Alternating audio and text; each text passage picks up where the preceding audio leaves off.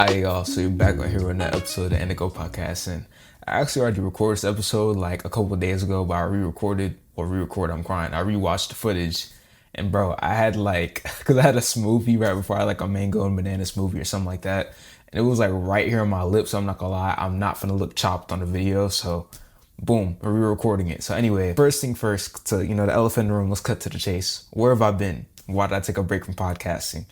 Not gonna lie, I was recording like back to back to back to back, trying to get an episode out, which would have been episode 13, So I was trying to record over and over, and I just kept messing up. And I got to the point where I just rage quit. I was like, bro, the hell with this. I'm not finna just keep recording if I keep messing it up. And I feel like I was forcing it. I was trying to, get a certain outcome. I was doing it by force, obviously kind of what I just said. But you know what I'm saying? Like, I think when you force certain things, like especially creative endeavors, it just honestly goes to nowhere. So I was like, all right, let me detach myself from it, give myself a little break. Voice crack, nice.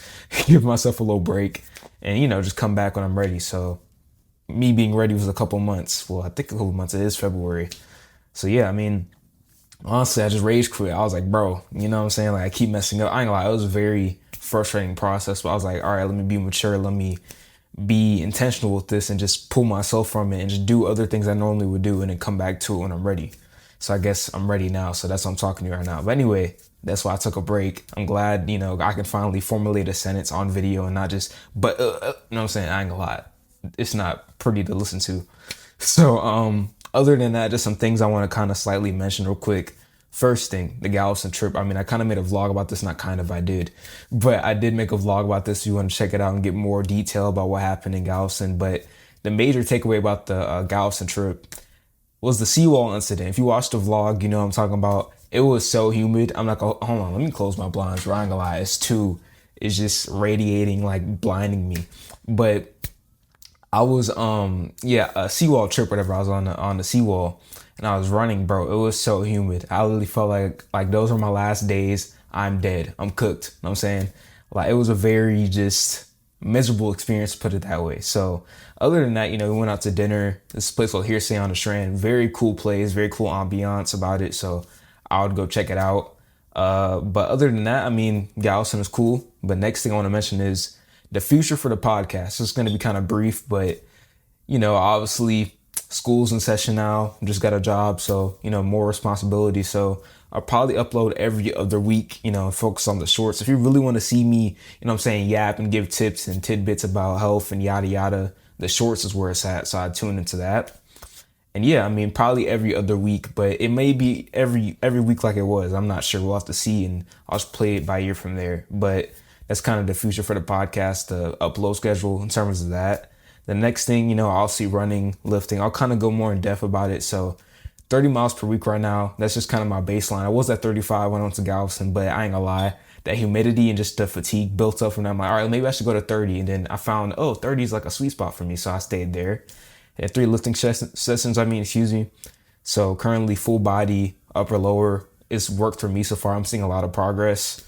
And one thing, I just need to make sure my sleep is in check, because if you don't sleep enough, obviously recovery is not going to be optimal, and you're going to kind of be a little bit weaker when you get into your sessions. But last thing is, school started back up. So school is pretty straightforward. I mean, I like online school personally, to each their own. Some people like the feel of being on campus, which is great.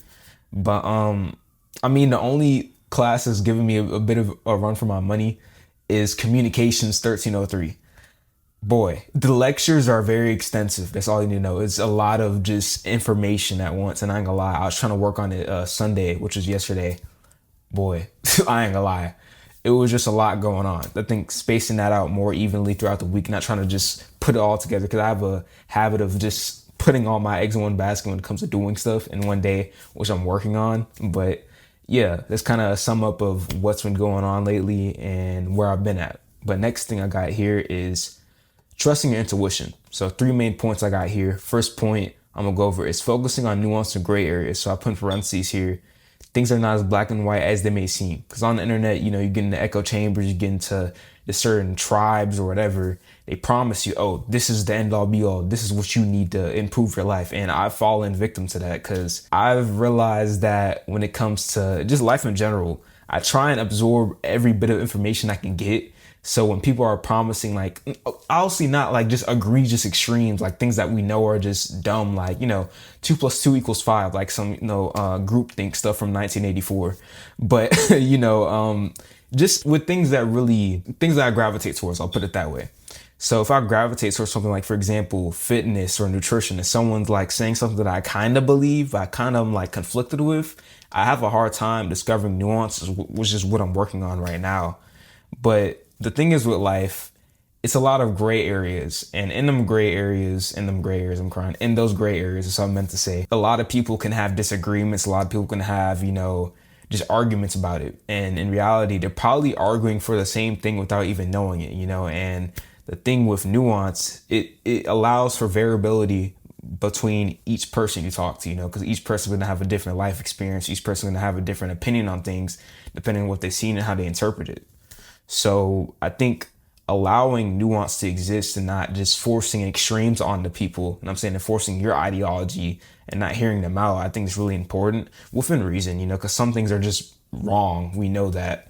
But I think having nuance is a sign of maturity, especially as I'm getting older. I'm glad I'm learning it now because I can be able to apply it to, things that are more adult like stuff, I guess. But that's one point that goes into trusting your intuition, because I feel like if you don't have nuance, it's going to be hard to trust your intuition, because your intuition may be different from someone else's intuition, and you need nuance to decipher, okay, this is my belief for now, what I'm saying? Because beliefs change, obviously, and this belief doesn't go well for me, so I'm going to trust my intuition and go with what I want to do, So first thing, focusing on nuance and gray areas. Second thing is the dilemma of waiting on the right time, and the fact that you don't have to have it all figured out. And I made a short about this recently. I was talking about overthinking. Check that out. It's a really good video in my opinion. I'm biased because I made it, but what I'm saying? Please check it out. But I think with overthinking, it correlates with waiting on the right time, because one thing I think about that can go with this concept right here is just waiting on the right time to start a diet, right? Or start a training regimen. Because, January hits. I went over this before in a earlier podcast. I'm crying the way I said that. But on an earlier podcast. And when January rolls around, people want to, fix their diet or fix their sleep regimen or whatever the case may be. Just New Year's resolutions like I went over before. And, I feel like a lot of those people wait on the right time to do things. Because in my opinion, you probably should have started in December. You didn't have to wait until January to start. And I think this can go with content, because a lot of people out here, I'm scared to post this video because so-and-so may say, oh, I look ugly or whatever, just flaming you or whatever. And I mean, I ain't gonna lie, I've dealt with that before, especially recently, because sometimes when I post a video, I ain't gonna lie, the day after, I'm like, oh, like, what do the analytics look like? What's going on? Did someone comment? Yada, yada, And I think that can be paralyzing, waiting on the right time. And I've done that a lot, like even this year sometimes, and a lot last year. Like that's the main thing I was dealing with, just waiting on the right time, waiting on approval, waiting on appraisal to do something. In reality, you need to trust your intuition, which ties back to that, and go for it, And honestly, I still deal with that now. That's something I have to break out of. But I do know, I feel like we all know that we shouldn't wait on the right time. We should trust our intuition, but it's a sense of fear. It's a sense of needing to conform, to the quote unquote right thing to do, which is subjective from person to person. Some things are obviously morally right and wrong, but certain nuances, going back to the last thing, it varies from person to person. The last thing is leading with your heart. I ain't gonna lie, this is so corny, this is so cheesy, but it's true. I feel like with trusting your intuition, you have to know, okay, what is my internal purpose and what do I actually believe in? And what is my heart telling me to do? Like, within myself. And you can't get that from anyone else, because that's not you. That's their experience. That's their intuition. So just leading with your heart, leading with your core values, and leading with what you want to do, I think it's really important, because it helps create nuance and be comfortable with nuance. Because for me personally, nuance was kind of uncomfortable. It's like, oh, but what if? And that kind of puts you in a paralysis by analysis state. But those are the 3 main points I wanted to go over, and hopefully that gives some use to y'all. All right, so next thing I want to go over is assigning meaning to your life. So this concept comes from this book I've mentioned countless times. It's called The Courage to Be Disliked. And a quote from the book says, life in general has no meaning. Whatever meaning in life must be assigned to it by the individual. So just for me personally, when I heard this quote, it kind of sounds grim, because like, bro, life has no meaning. So you could take that to a very sad and grim way of thinking about things. But I feel like this is also a great way to think about things, because if life has no meaning, you can attribute however you want that meaning to look like. You know what I'm saying? You can make it look however you want. So I just think this main part right here, where it says right here, well, after the first part, whatever meaning in life must be assigned to it by the individual. So it's nuance. Going back to the thing I just said with trusting your intuition, you have to be the one to assign it. You can't look for external forces to give that to you. Obviously, you can get knowledge from other people, but I mean, that's the thing about life. It's nuance. It's a lot of gray areas, but there's a few concepts, but the methods are many. There's many different ways you can do things. It's not a black and white way to do things in life, you know? But other than that little tidbit, assigning meaning to your life, I think that's something to really take home and value. But next thing is just a quote that sums up everything I learned during a break from podcasting. I guess the closing point is from Seneca, an ancient Roman philosopher. And the quote goes like this. It says, "We suffer more in imagination than in reality."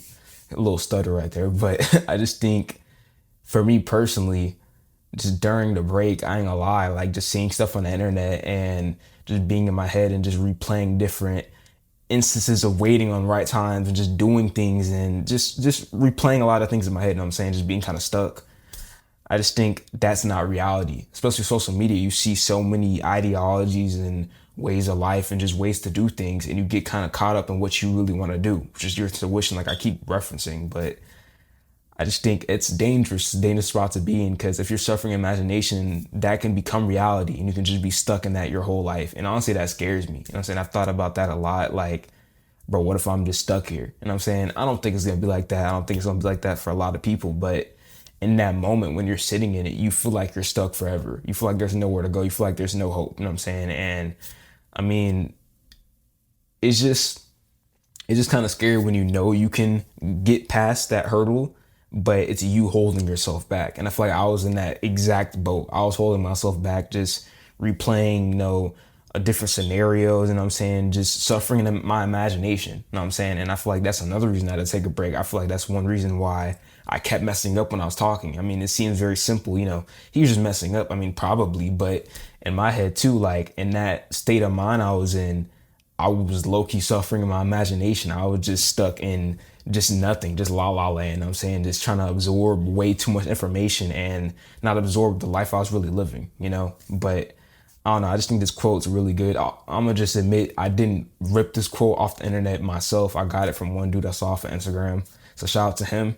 But yeah, I just think that quote, a lot of us can relate to it, So I'm going to repeat it one more time. We suffer more in imagination than reality. So I don't know if y'all can make good use of that, but that's just something I thought was useful. So last thing, kind of just how peace of mind links up with this quote.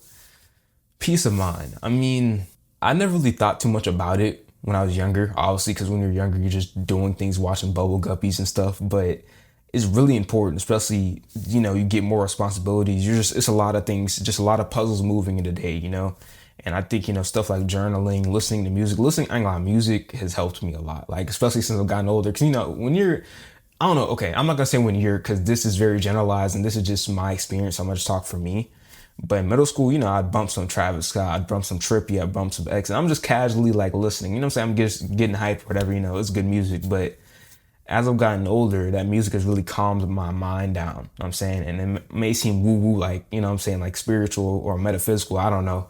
But for me, maybe a lot of people can relate, because I know people are like musicaholics or whatever, and they need music, to just kind of calm themselves from just the heightened state they're in.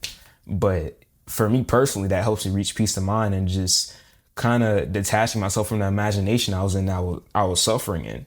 So I just think all this stuff I said kind of correlates together, obviously trusting your intuition, and then it kind of leans into assigning meaning to your life, and then it leans into suffering in imagination and more imagination than reality, I mean. But yeah, hopefully y'all enjoyed the episode. I'm glad I could finally, go through a full episode without just malfunctioning like a robot. But yeah, that's where I've been.